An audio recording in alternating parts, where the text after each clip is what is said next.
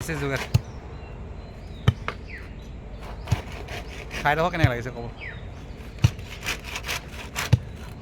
ইফালে আমাৰ ব্যস্ত গাঁত খোৱাত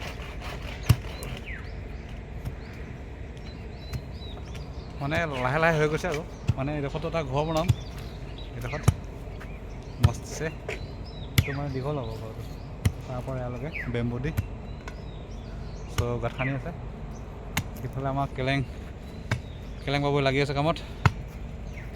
মই মাজে সময়ে মানে হেল্প কৰি থাকোঁ উইথ মানে প্ৰেছাৰ দি থাকোঁ কামটো জল্দি হ'বৰ কাৰণে।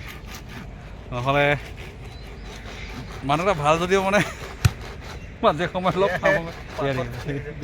পাঠ